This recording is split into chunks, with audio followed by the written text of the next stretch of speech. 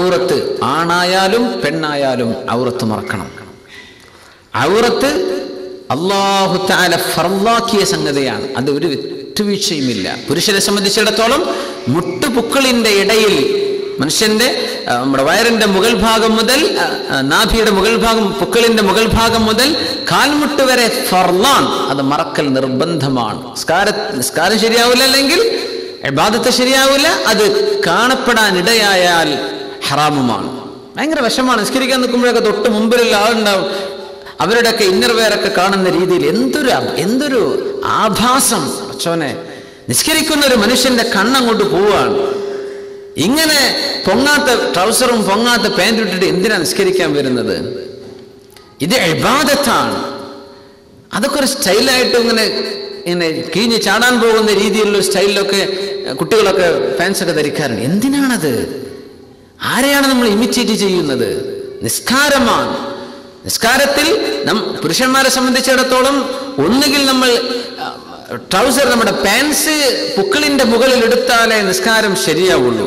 എപ്പോ നമ്മൾ ഒരു ഷർട്ട് മാത്രം, ഒരു ബനിയനൊന്നും ഇട്ടിട്ടില്ല ഉള്ളിൽ, നമ്മുടെ ഈ തോള് മുതൽ താഴോട്ടിറങ്ങുന്ന വസ്ത്രം ശരീരവുമായി ചേർന്ന് നിൽക്കുന്ന ഒരു വസ്ത്രമാണെങ്കിൽ അതിനൊക്കെ ജോയിൻ ചെയ്തിട്ട് ട്രൗസർ പുക്കിന്റെ താഴെയും കുഴപ്പമില്ല. പക്ഷെ നമ്മൾ ഷർട്ട് മാത്രമേ ഇട്ടിട്ടുള്ളൂ, ഇതിന്റെ ടോപ്പ് ബട്ടൺ നമ്മൾ ഇടുന്നില്ല, അതിൻ്റെ ഉള്ളിൽ ഒരു ഗ്യാപ്പ് ഉണ്ട്, ഈ ഗ്യാപ്പിലൂടെ നിൽക്കുന്ന ഒരു ഷർട്ടാണ്, അതിൻ്റെ ഉള്ളിൽ ഒരു ബനിയൻ ഒന്നുമില്ല, നമ്മൾ ട്രൗസർ ആണെങ്കിലോ പാൻസ് എടുത്തതാണെങ്കിലോ പുക്കളിന്റെ താഴെയുമാണ്, നിസ്കാരം സ്വഹീഹാവില്ല. നമുക്കൊക്കെ അറിയുന്ന മസലല്ലേ.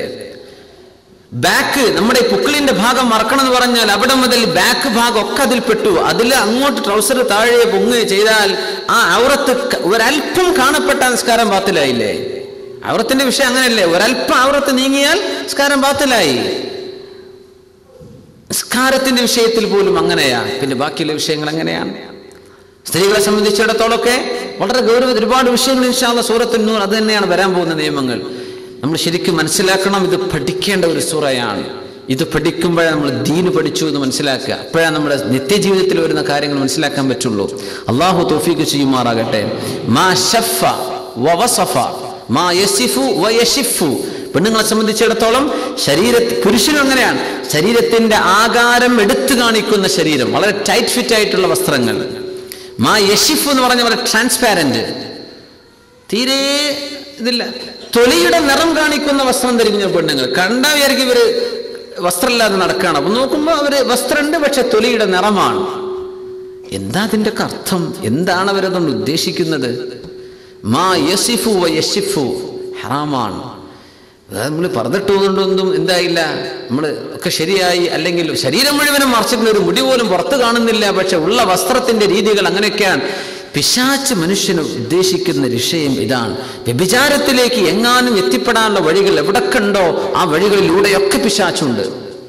അതാണ് പെണ്ണുങ്ങൾ പുറത്തിറങ്ങുമ്പോൾ അത്തറ് പൂശിക്കൊണ്ട്, സെന്റ് പൂശിക്കൊണ്ട്, സുഗന്ധം പൂശിയൊരു പെണ്ണ് നടന്നാൽ അവരുടെ പിന്നിൽ പിശാച്ചിന്റെ പട നടക്കുന്നുണ്ടെന്നും അവളിലൂടെ വ്യഭിചാരത്തിലേക്ക് മുഅ്മിനീങ്ങളായ ആളുകളെ ചിന്തിപ്പിക്കാൻ പിശാച്ചിന്റെ ഒരു സംഘം പുറപ്പെടുമെന്നും റസൂലുള്ളാഹി സ്വല്ലല്ലാഹു അലൈഹി വസല്ലം നിമിതങ്ങൾ വളരെ ഗൗരവത്തിൽ പറഞ്ഞിട്ടുണ്ട്. തങ്ങൾ പറഞ്ഞു, രണ്ട് വിഭാഗം സിംഫാനി മിൻ ഉമ്മത്തി, നിന്റെ സമൂഹത്തിലെ രണ്ട് വിഭാഗം, ലം അറഹുമ, ഞാൻ അവരെ കണ്ടിട്ടില്ല, പക്ഷേ ഹുമാ ഫിന്നാർ, നരകത്തിലേക്ക് പോകുന്ന രണ്ട് വിഭാഗം.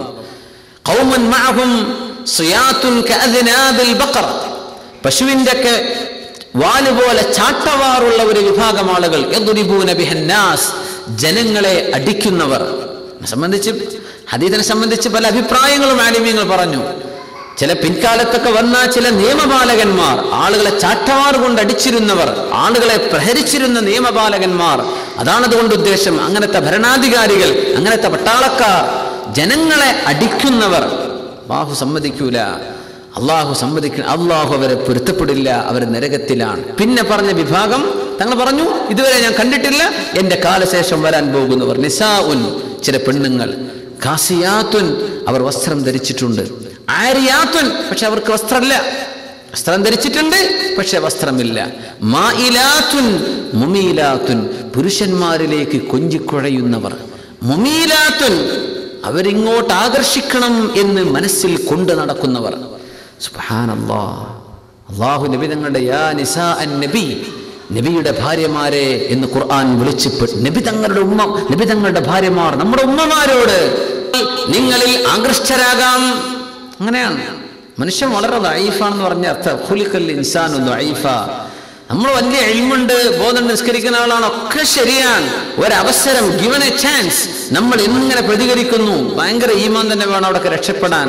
ഒരു പെണ്ണൊരു ഫോൺ ചെയ്ത് ഒരു അറിയാതൊരു ഫോൺ കോൾ ചെന്ന് തുടങ്ങിയിട്ടാകട്ടെ പിന്നെ ഒരു ലവ് സ്റ്റോറി ഉണ്ടാകുന്നത്. എത്ര സംഭവങ്ങൾ, എത്ര ചെറുപ്പക്കാരങ്ങളാണ് നശിച്ചു പോകുന്നത്. അല്ലാഹ് പറയാണ്, നിങ്ങൾ ശബ്ദം മയപ്പെടുത്തി പറയല്ലേ. എന്ത്? ഹൃദയത്തിന് രോഗമുള്ള ആള് വേറെ നിലക്കതിനെ ചിന്തിക്കും. അതുകൊണ്ട് പരുക്ക സ്വഭാവത്തിൽ, പരുക്കൻ ശബ്ദത്തിലെ മറുപടി പറയാവൂ നിങ്ങൾക്ക് ആൻസർ ചെയ്യേണ്ട ഒരു അവസ്ഥ വന്നാൽ. ഇത് അള്ളാഹുവിന്റെ നിയമം. എന്താ നമ്മൾ കാണിക്കുന്നത്? പരമാവധി കൊഞ്ചിക്കൊഴയ. എന്തിന്? ഒരു അസുഖം ഇല്ലാത്തവന്റെ കൽബിൽ അസുഖം ഉണ്ടാക്കി കൊടുത്തിട്ട് എന്നോട് ആഗ്രഹം തോന്നണം, പിന്നെ വിളിക്കണം. നമ്മളെ പെണ്ണുങ്ങളൊക്കെ ഈ റേഡിയോക്കാരോടൊക്കെ സംസാരിക്കുന്നതാണ്. അവർ സ്വന്തം ഭർത്താക്കന്മാരോട് ഇങ്ങനെ സംസാരിക്കുന്നുണ്ടാവില്ല. സ്വന്തം ഭർത്താവിനോട് ഇത്തരം എന്താ കൊഞ്ചലും വർത്താനങ്ങളും, എന്താ സുഖല്ലേ, പിന്നെന്താ വർത്താനങ്ങൾ. നമ്മുടെ പെണ്ണുങ്ങൾ വേദന തോന്നും. മുസ്ലിം പേരുകൾ, മുസ്ലിമീങ്ങളായ നമ്മുടെ അബുദാബിയിൽ നിന്ന് ദുബൈയിൽ നിന്നൊക്കെ പോണ കോള്, ഷാർജയിൽ നിന്നൊക്കെ, ദുബൈയിൽ നിന്ന് തന്നെ, നമ്മുടെ ഈ പരിസര പ്രദേശങ്ങളിൽ നിന്നൊക്കെ തന്നെയാണ്. നമ്മളെ പെണ്ണുങ്ങളാണ്. ഭർത്താക്കന്മാർ ജോലിക്ക് പോയിട്ട് പണിയൊന്നുമില്ല, പിന്നെ റേഡിയോ ഒക്കെ അപ്പം ആള് പ്രശസ്തിയാവാൻ പോവുകയാണല്ലോ എന്നാ ഇവർ വിചാരിക്കണത്. എന്നിട്ട് ഇവരോട് എന്തിന്? അല്ലാഹ് പറഞ്ഞു, അസുഖമുള്ളവന് അസുഖം നിങ്ങൾ ഉണ്ടാക്കല്ലേ.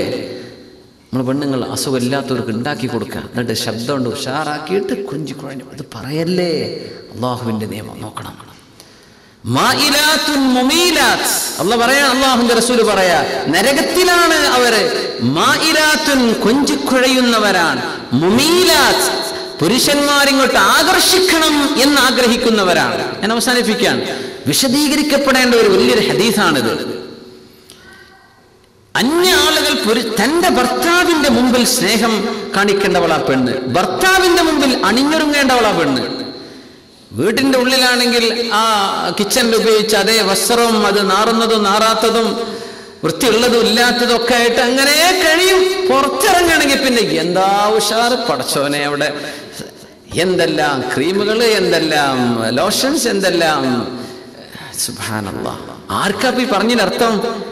സ്വന്തം ഭർത്താവിന്റെ മുഖത്ത് നോക്കി പറ, ഇങ്ങക്കൊന്നും അല്ല ഞാൻ വേറെ ആർക്കോ വേണ്ടി അല്ലാഹ് പഠിച്ചതാണ്. ഇതല്ലേ പറഞ്ഞതിനർത്ഥം.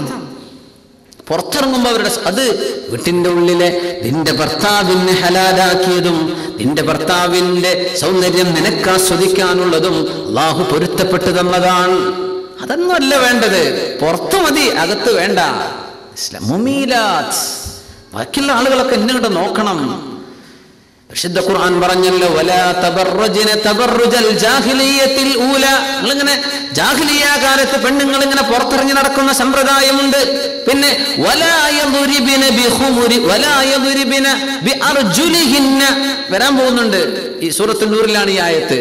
കാല് ഇങ്ങനെ ബൗൺസ് ചെയ്തിട്ട് ഇങ്ങനെ നടക്കരുത്, കാല് കുത്തി ഇങ്ങനെ നടക്കരുത്. ചില ഹീലുള്ള ചെറുപ്പക്കെട്ട ഒരു സൗണ്ട്, ഒരു പെണ്ണ് വരുന്നുണ്ട് എന്ന് പെട്ടെന്ന് മനസ്സിലാകും. അത് ബദീഹിയായ ഇൽമായി മാറിയിട്ടുണ്ട്.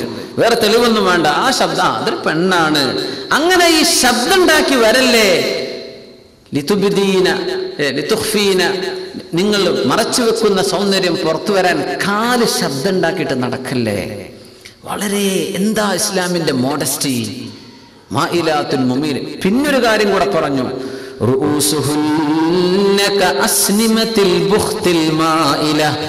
ഇതിന്റെ അർത്ഥം വെച്ചാൽ നമുക്ക് ഇങ്ങനെ മനസ്സിലാവും. പടച്ചോനെ, നമ്മളീ കാണുന്ന ഈ ലോകത്തെ പെണ്ണുങ്ങളെ പറ്റി റസൂലുള്ളാഹി തങ്ങൾ പറഞ്ഞത് റൂസുഹുന്ന.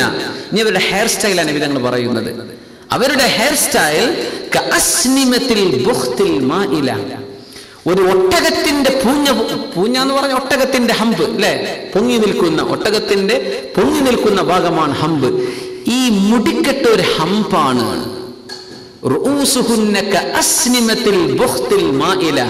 മുടിക്കെട്ട് മുകളിലേക്ക് പൊക്കി വെക്കുന്ന ഒരു സ്റ്റൈല് വരും. നടക്കുമ്പോ ആ മുടിക്കെട്ട് ഇങ്ങനെ ആടും, ഒട്ടകത്തിന്റെ പൂഞ്ഞയാടുന്ന പോലെ. അങ്ങനെ നടക്കുന്ന ഒരു സമൂഹം, ആ പെണ്ണുങ്ങൾ ലാ യദ്ഖുൽനൽ ജന്ന, അവർ സ്വർഗ്ഗത്തിലേക്ക് കടക്കില്ല. വലാ യജിദ്ന റീഹഹാ, ആ പരിശുദ്ധ ലോകത്തിന്റെ മണം പോലും അല്ലാഹു അവർക്ക് അടുപ്പിക്കുകയില്ലെന്ന് ശഫീഉനാ റസൂലുള്ളാഹി സ്വല്ലല്ലാഹു അലൈഹി വസല്ലം. അതൊരു ഹെയർ സ്റ്റൈലാണ്. ഇപ്പോ നമ്മുടെ കൂടെ ജോലി ചെയ്യുന്ന ഒരാൾ പറയാം, ചില പെണ്ണുങ്ങളൊക്കെ ചില യോഗത്തിൻ്റെ ഒക്കെ കപ്പൊക്കെ എടുത്തിട്ട് വെക്കുന്നുണ്ട് ഇവിടെ നിന്നൊക്കെ.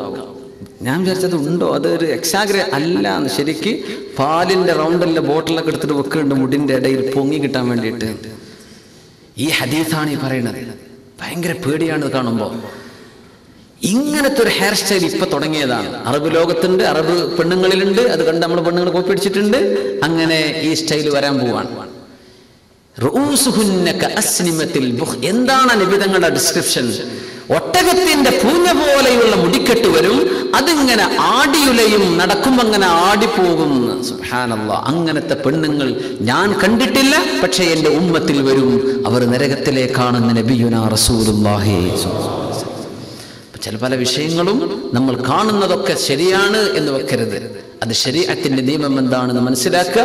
അല്ലാഹു സുബ്ഹാനഹു വ തആല അച്ചടക്കമുള്ള സമൂഹമാക്കി നമ്മുടെ പുരുഷന്മാരെയും നമ്മുടെ പെണ്ണുങ്ങളെയും സഹോദരിമാരെയും സഹോദരന്മാരെയും ഒക്കെ അല്ലാഹു മാറ്റി തരുമാറാകട്ടെ.